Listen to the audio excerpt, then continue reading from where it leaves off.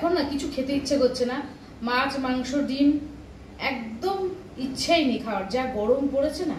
এই সময় একটু দই খেতে ইচ্ছা করে ভীষণ, তাই জন্য ভাবলাম কি যে ঘোল তো খাই, আজকে একটু রায়তা বানাই, রায়তা বানিয়ে রায়তাটা খাই।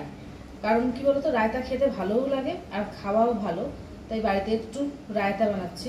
যাই হোক, টক দই যেটুকু ছিল সেটা দিয়েই একটু রায়তাটা বানিয়ে নিই। আর দই তো দেখছো ঢেলে নিয়েছি, আর একটুখানি শসা পেঁয়াজ এগুলো পাতলা পাতলা করে কেটে রায়তার মধ্যে দিয়ে নেব। আমি একটু টমেটোও নিয়েছি, টমেটোটা দিলে বেশ ভালো লাগে রায়তাটা খেতে, তাই জন্যই একটু টমেটো দিয়েছি। এখন টক দই যত খাওয়া যাবে না ততই ভালো, তত খাওয়া শরীরের পক্ষেও ভালো, সব কিছুই। কাটতে কাটতে আমি আবার বেশি কথা বলতে পারি না। যাই হোক, একটু পেঁয়াজ কেটে দিয়ে দিলাম, এবার একটু পাতলা পাতলা করে শসা দেবো কেটে।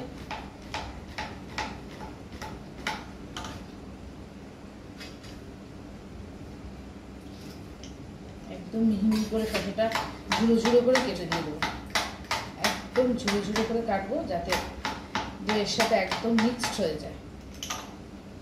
বেশি লাগবে না, আমি তো অল্প দই নিয়েছি।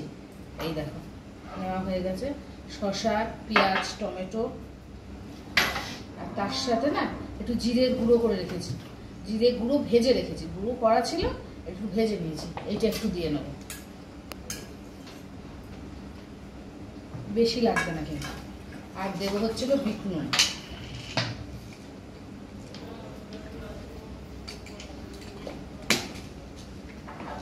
এবার এটাকে একটু ভালোভাবে নাড়িয়ে নেব।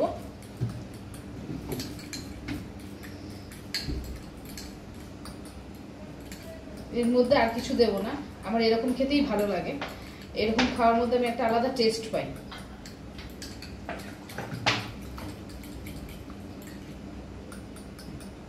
এই বানানো হয়ে গেছে, আর উপর দিয়ে একটুখানি গোলমরিচ হয়তো কেউ দেয়, কিন্তু আমি দেব না। এই যে এবার এটা খাবো, সব ঠিকঠাকই আছে, আর কিছু দেওয়ার দরকার নেই। এর মধ্যে আর কিছু দেয় কিনা আমি ঠিক জানিও না, হয়তো অনেকে অনেক কিছু মেশায়, কিন্তু আমি আর মেশাবো না, আমার এটাই চলবে, এটাই যথেষ্ট আমার জন্য। ভালো হয়েছে খুব।